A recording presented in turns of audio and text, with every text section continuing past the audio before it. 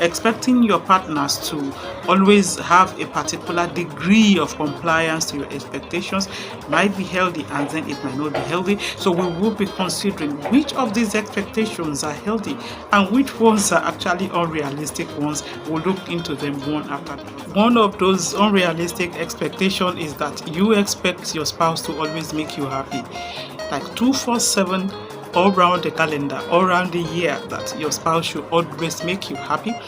I think that is an unrealistic expectation, because there is no way you will be happy all day, all night, or through the year, because there is possibility of misunderstanding along the way. Of course, you will disagree. It is healthy to a certain degree, of course. And then the other one is that when you believe that your relationship should be effortless, probably you already watched too much movie. They already put so many ideas into our head, and then we felt that is the way it should be, effortlessly. Then your marriage should just be made in heaven. No, it might not be like that. All those ones are unrealistic expectations. You're thinking that your spouse is going to be your singular one and only source of happiness. It might not be realistic. Actually, your spouse cannot be all in all. He cannot be the alpha and omega, making you happy all the time. It might not be achievable, of course. Maybe you always want you and your spouse to be together 247. They shouldn't go out, she shouldn't go out. You just want to spend time together, you want to spend time together. It is not achievable, because remember that your spouse have other roles, they have other people, maybe families, maybe friends, maybe acquaintances, and all of that. So it is impossible for you to ever expect your spouse to be with you 247. Such expectations, of course, are unrealistic expectations. Many of us, maybe we are expecting a spouse to change their personality just to suit us. It might not be possible, because all of us, we do not have the power to change anybody. No, it is the work of the Holy Spirit. No matter how our spouse will love us, we might not be able to change them to conform into what we desire. It is not possible. So you expecting your spouse to change solely because of you, it is an unrealistic expectation. Please drop it. And then you expect perfection. There should be no hiccups, there should be no misunderstanding. All you just needed is a perfection. No, we are not perfect. Remember that. Not even you that is expecting perfection from your spouse is perfect. So it might be unachievable for you to expect perfection from your spouse all the time. Nobody. Some other time, we will assume that our spouse should be able to read our minds to know what we have there. Okay, since when has a husband or your wife become a mind reader that should read your mind, what you needed per time, per period? That might not be possible. So I would advise that you drop such expectation, because it is unrealistic. The other word I want us to say is that, okay, you're thinking that there will be no conflict, because during your courtship you had little or lower conflict. So now in the marriage, you felt that there should be no conflict at all. No, it's not possible. Remember that it is two people, two different individuals coming from different background, lifestyle, beliefs. So when you come together, you don't expect somebody to just emphasize into something that pleases you without any form of conflict. That is not achievable. It is an unrealistic expectation. Of course, you will have conflicts, you will have disagreement, we have misunderstanding. Nevertheless, how you resolve them is the most important thing. The other one I feel I should discuss here is total dependence on your spouse. Okay, you want him to act like your father or your mother, you want him to act like your friend, they have no other one. This is not possible. This is unrealistic. So your husband or your wife might not be all in all. No, that is beyond human reach. We can't reach that level when we are not God. So we cannot be all in all for our spouses. Get that straight, so that you could reduce your expectations into reasonable ones. I want to discuss is the controlling behavior. When you're trying to dictate to your partner, you want to dictate the action, you want to dictate the thoughts, you want even to dictate the choices. Those expectations are not okay. They are not all right. You cannot dictate. You cannot be too controlling. When you are too controlling, there is another name that is given to that. So when you want to put yourself into the head of your spouse, this is the way I want you to think. This is the way I want you to choose. this is what I want you to choose, this is what I want you to do. I think something is not right there. All those are unrealistic expectations that will put family apart as time goes on. And then I'll tell you what are the result of unrealistic expectation is disappointment and frustration.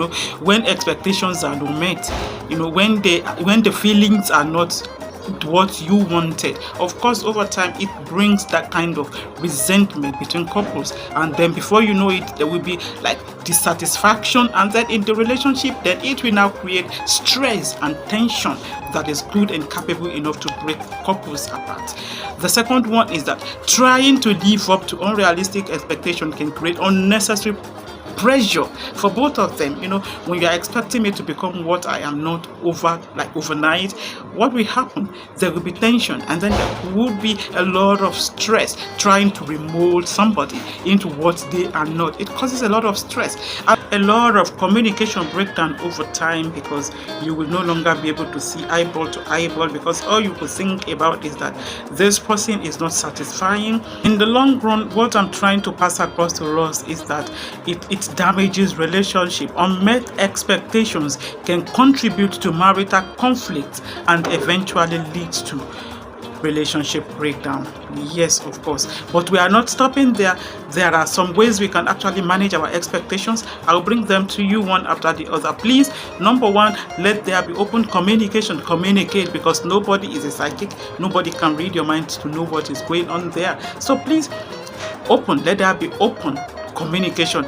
Discuss your expectations.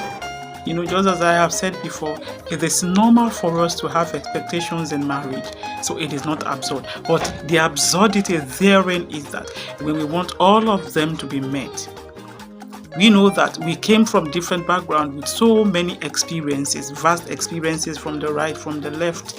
So pulling them together in relationship, you should be able to analyze your perspective, your values, and then you will now prioritize. You focus on the ones that are realistic, so that your marriage remain healthy, so that your relationship will not break apart. Remember that you don't set some rules that somebody cannot conform into. It leads into frustration. The second thing I want us to consider is that please, we should accept imperfections.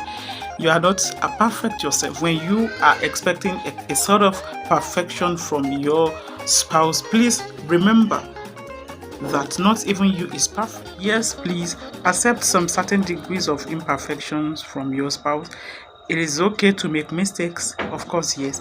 It is all right to be inappropriate in certain circumstances, which you can eventually correct.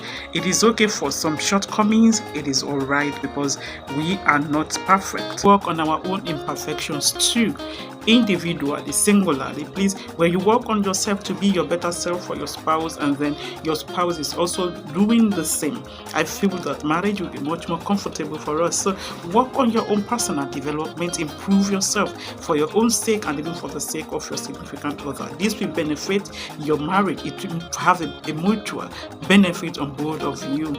And then please cultivate gratitude. Appreciate what you have. That little goodness that you have in your spouse, please appreciate it. Be appreciative. Don't always be on the verge of thinking or fighting or quarreling because of what you do not have, but please cultivate gratitude on the things that you have. Mutual trust in each other. You should trust one another. It goes a long way. Please let there be equal commitment to create a passionate relationship, so that it won't be one-sided. As I am putting in my best, you are also heaping in your best. Then both of us will actually have the best. So let there be mutual respect, so that friendship and admiration in our relationship. Let us have a satisfying sexual connection in our marriages, and then please let there be mutual understanding and compromises, little compromises. That is all right, and it is in order. Occasionally you can compromise some of those things to ease some tensions in your marriage.